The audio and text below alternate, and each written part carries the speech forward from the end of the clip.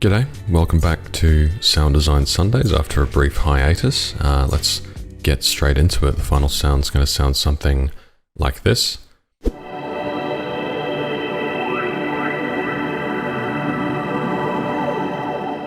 And as always, let's see how we got there. I want to do an ambience today. I don't feel like making any basses. So the method I'm going to use is, I think you'll find pretty interesting. So what I'm going to do is I'm going to pull up a serum and we're just going to, create a plucky sound that doesn't have too many harsh textures to it. And we're going to repeat it in a brief musical phrase. And then we're going to just apply a bunch of effects to it and then continue to resample that. So I want something that's not quite a saw wave, maybe like a sine, but we'll go in here and we'll add a couple of extra harmonics. Yeah, that's what I want. So I want this. This almost sounds metallic, whereas that's the tone that we want.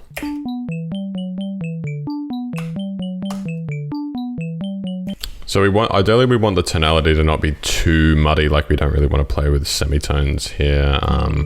So I'll just shift this around. And I actually think I want to make this like half speed.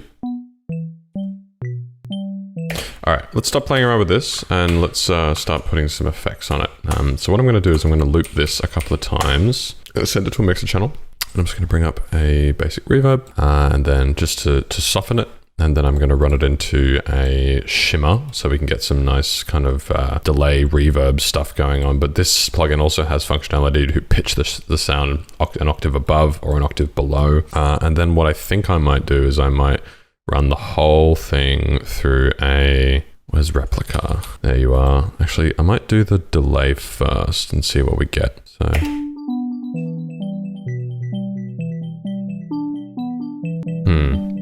Do I want ping pong or just wide? Now into the reverb.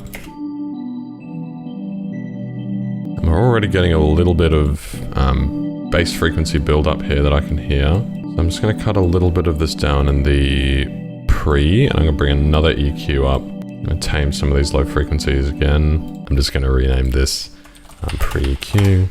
I'm going to rename this post-EQ.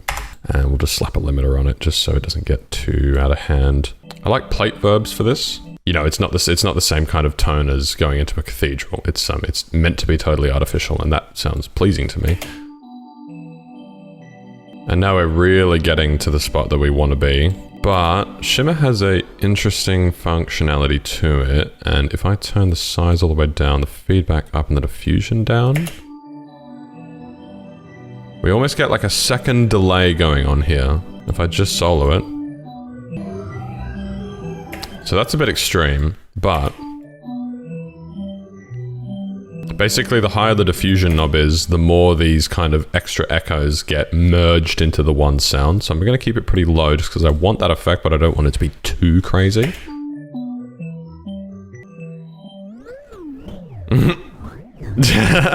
And I'm just gonna apply a little bit of compression to this, nothing too crazy, just so we can get a little bit more stability in it.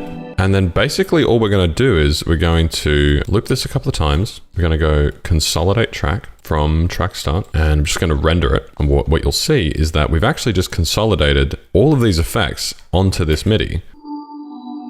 That's not going to any mixer channels, that's using these effects. So what I'm going to do is I'm just going to go to our effects. I'm going to rename it so, and then I'm going to call this resample. And I'm going to send this consolidation to the resampled track and then route it into the effects. So we get double effects. And this is where the fun happens, because I'm going to do this resampling process a bunch of times. But I can add stuff to this. It doesn't have to be the same effects each time. So for example, I'm going to add a pitch shifter into the effects rack. If I can find him. Where is he? There you are. Cool. And I'm going to put it towards the front for now. I'm going to make it an octave down. Mix it in.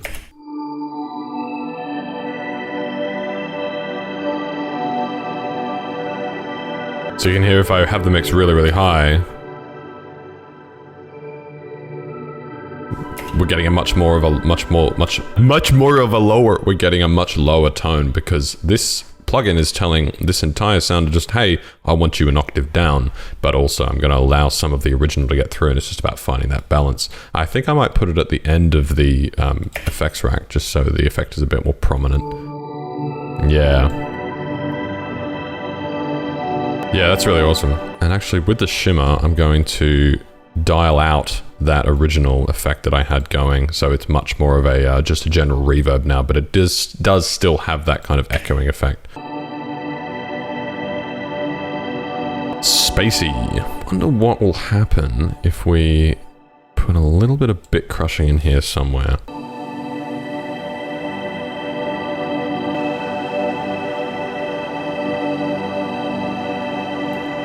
I'm going to turn all the effects off so I can actually hear what I'm doing with the bit crusher.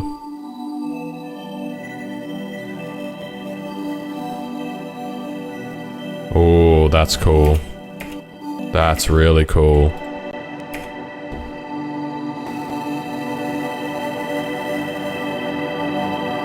And this is kind of where you have to think ahead, because I like this bit crusher where it is right now, but once I resample this, the effect is gonna get more subdued and more subdued after we continuously reiterate these effects. So I'm gonna take a gamble here, and we're gonna put it after all of the reverbs, so we're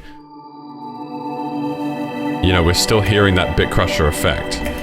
Yeah, I'm gonna take a gamble and see if it works out, and if it doesn't, we can always just revert back to the previous version.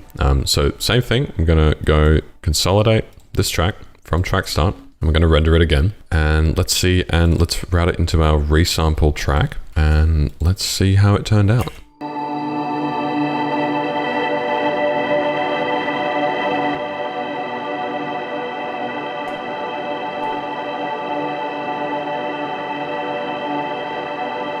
I like it. I like it. We've got a little bit of energy going on in this range. I'm just going to turn the bit crusher on again, but I'm going to dial the effect right down to just 1.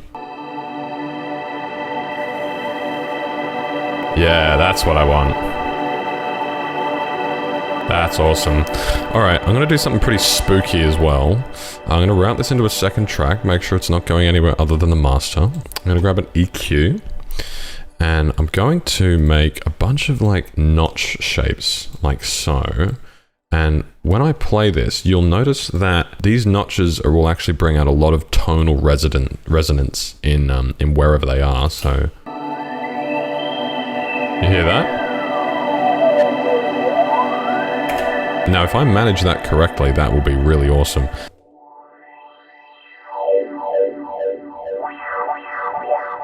Oh, geez Louise. So what I'm going to do now is I'm just going to listen and watch for any overlap. There's a big one there, so...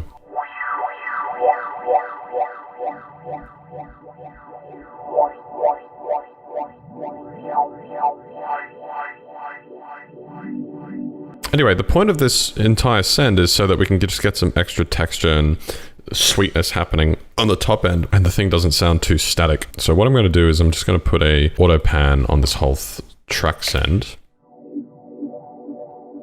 Let me slow it down.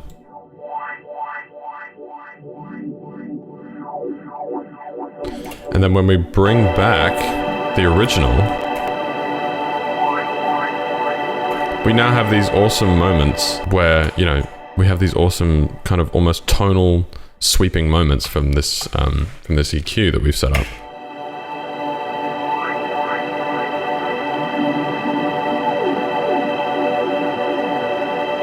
That's sounding really, really nice. I'm going to iterate the consolidation one more time, and for this I'm just going to put a basic chorus on the sound.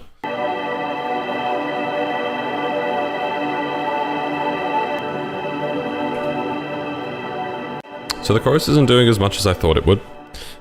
So let's see if we can kind of accentuate that effect with a Mobius filter.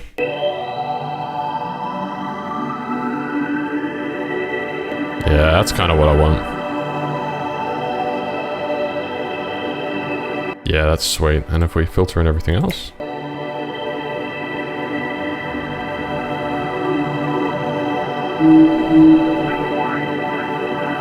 Oh, that's so pretty. No way. Wow, I'm really happy with how this turned out. Okay, I'm going to consolidate this and put it back into the resample channel. I'm grinning like an idiot here. Maybe accentuate the Mobius filter a little bit.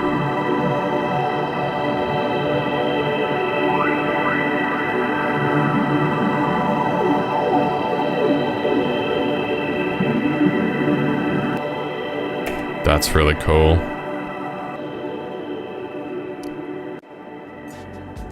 Alright, well, as always, thank you guys for watching. This was really fun, something a little bit different.